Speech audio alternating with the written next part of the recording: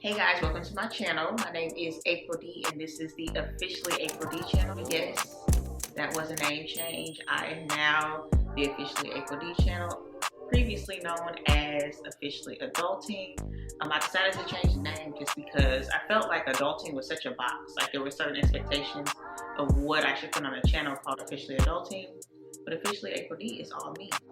So I'm not going to talk too long. I just want to go ahead and get into some of the things that I am planning to do in 2024 to make this year even better than the last one. If you see me looking down, it's because I have my notes on my phone because I do not want to forget anything.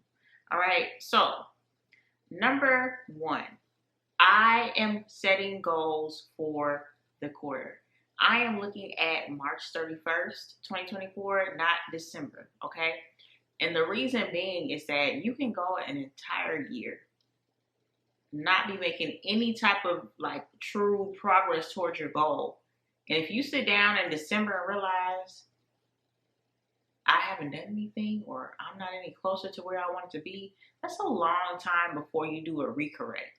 And so I've always planned for the year, planned for the year, planned for the year. So I decided to go ahead and plan for the quarter. Now I saw a lot of this on TikTok about the 12-week year. I did purchase the book, but I went ahead and just started planning just for this first quarter. So I want to share with you a little bit about what I plan to do in quarter one.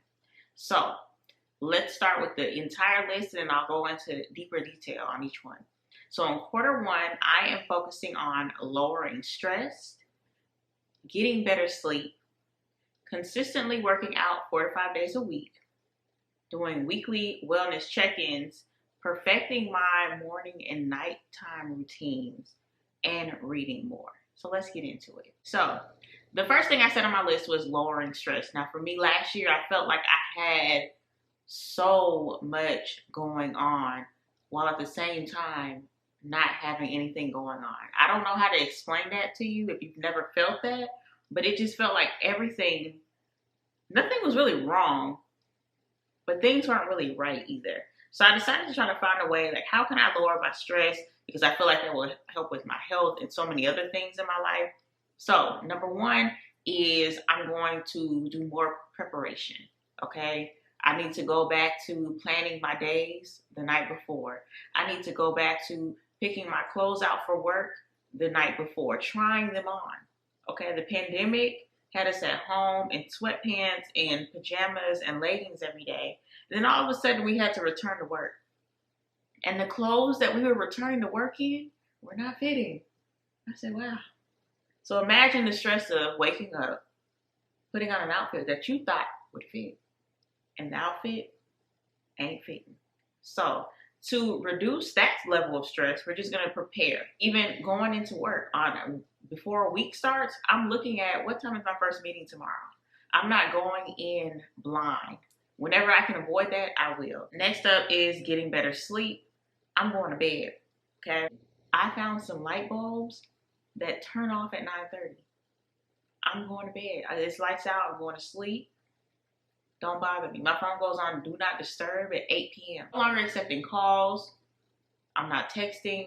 I'm trying to reduce my screen time by like 8:30. So like that last hour is just me and getting ready for bed. Y'all, I'm all over the place in my notes. But sticking to my boundaries, so that's the do not disturb. Limiting my time with people or situations that I find stressful. There are some people, somebody said this so beautifully to me. There are some people that feel like two people when you're with them, okay? And two people in a healthy, in an energetic, like it refills your cup, oh, it's beautiful. But two people from someone that kind of drains you, no, thank you. So I don't necessarily say, okay, you can't always cut out people that drain you, but you can limit your time with them. So that is something that I'm going to do. Now, I've already kind of talked about this a little bit. I got ahead of myself. But getting better sleep, I used to have no TV in my bedroom. When I lived in my apartment, I did not even put a TV in my bedroom. I was like, that is something that I like was a non-negotiable. Now, I'm not going to lie. In this life, some days I have rot days where I just lay in the bed all day and I want to watch Netflix. I don't want to come out to the living room to watch Netflix. I want to watch Netflix from my bed. I want to just sit up in bed, watch TV. So now I'm just having to go ahead and just turn the TV off at night. Pay it no mind, pay it no attention. Another thing, next up, is working out. I want to get more consistent and more intentional with my workouts. I don't think I've ever had an issue with working out. I like going to the gym. It's a great stress reliever, unless it becomes stressful. But one thing I wanted to focus on was that I noticed that I wasn't really listening to my body. I spent the year working out and I didn't get any closer to any of my health or fitness goals. So I said, what can I do differently? So one thing I noticed about my body is I'm a woman, okay? So I have a cycle and we have 4 phases within our menstrual cycle, okay? And so for 2 of those weeks, I don't feel my best. And then there's 2 weeks where I feel amazing. So I said, let me try in this year to try to capitalize on those weeks where I feel amazing to go really, really hard in the gym. The weeks where I don't feel so amazing, I'm still going to the gym. I just won't hold myself to when I'm feeling my best, if that makes sense. I think that in the fitness world and just in general on social media, everybody's like, go hard, do this, forget how you feel. I think you should stay consistent. I'm not arguing that. What I'm arguing is that your consistency is getting there. You should give your best, but as a woman, your best is not always the same every single week. This week, I might can run 2 miles. Next week, I might need to walk for an hour on a treadmill. One of my favorite things is like habit stacking. So I will try to find like either a TV show or I can listen to books, but more than likely it's a TV show that I watch on a treadmill. And in that way, I'm able to watch the TV I want to watch, but also get a little workout in. Another thing that I'm doing while I'm working out is, I talked about this before, but the check-ins, the weekly check-ins. Now, some people are anti-stepping on the scale. I get it. I don't do it every day, but I do step on that scale every week. I have a scale that I ordered from Amazon some years ago. It's a Renfo, and it comes with this app, and you step on it and connects to the Bluetooth, and it gives you a full breakdown of everything going on in your body, your visceral fat, your body fat percentage, your BMI, all these things, right? And so I said each week on Saturday mornings, I'm going to step on, and the goal of my weekly check-in is to see, am I trending in the right direction? Maybe this week I didn't lose 10 pounds, being facetious, but maybe I lost an inch in my waist. Maybe I lost half an inch in my thigh. Maybe my body water percentage has went up. I'm looking at those things and trying to see, okay, I've done a good job in this area. Next week, let's focus on water intake. Let's make sure we're getting that water in. This is not a pub. Y'all get whatever water you want, okay? I don't care what cup you have. But this is my girl, okay?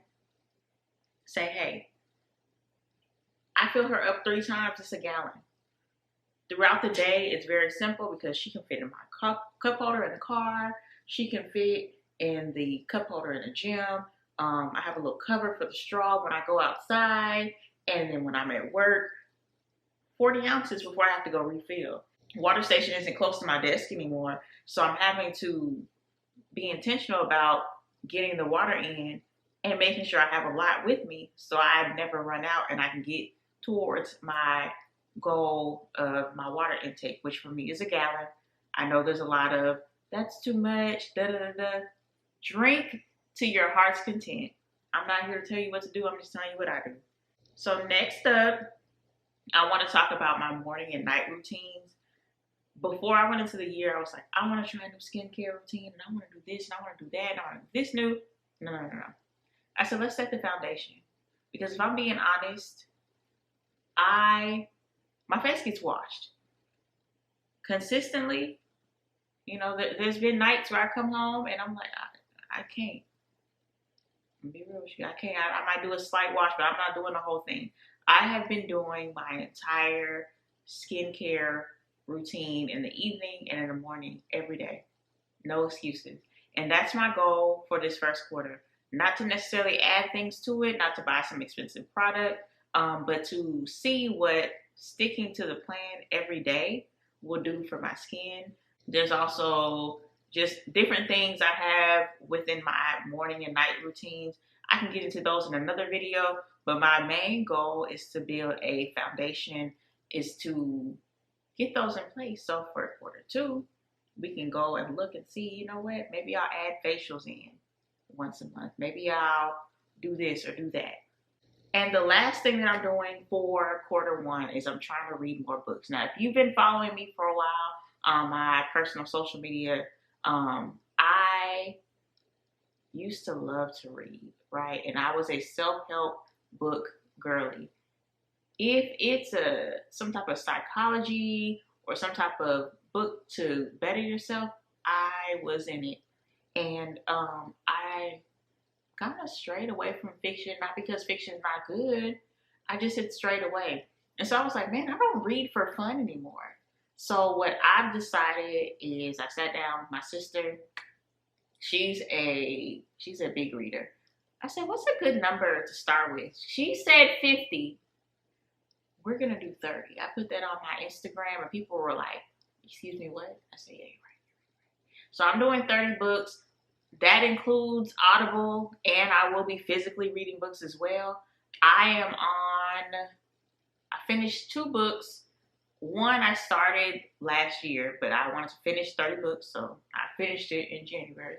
And then I am working on 2 books right now. One is the 12-week year. I think that's the name of it.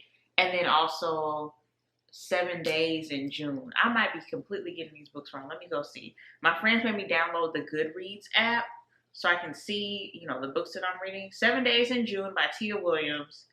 And then the 12-week year. And then I just finished All Good People Here. The book was good, y'all. I have thoughts about it. I'm not going to ruin it. It pulled me in. I listened to it on Audible. They did a great job narrating the book. The ending. They did a great job narrating the book. Let's just say that, okay? But one thing I want to do, though, is I do want to add more fiction books. I did just get a library card, so I am aware that I can start getting the books on Libby and things like that. And also checking books out, because I used to get my dopamine hit from buying a new book and putting it on my shelf and then starting it, and then I would just never finish it. So the goal is to complete 30 books this year. I'm not Cat Williams, so I'm not even going to try to push towards 3,000. Can't do it. That's like 8-something books a day. I got a full-time job, okay? I somewhat have a life. And when I'm not having a life, I like to relax and watch things that take no energy, okay? So those are some of the things that I'm planning on doing in 2024 to help enhance my year. Again, this year for me is really just me looking at Q1. Do I know what I'm doing at the end of the year? Yeah, I have bigger goals. But my smaller quarterly goals align with the bigger picture. I'm not waiting until the end of the year to realize that I haven't done the things I said I wanted to do. I'm checking in at the end of March to see what needs to change, what can be improved, what can stay the same. And I'm so excited to see what is possible in 2024. If you have enjoyed this video, please like, share, and subscribe. All the things that you're supposed to do on YouTube. I think that's how it comes. You know, it's been a while.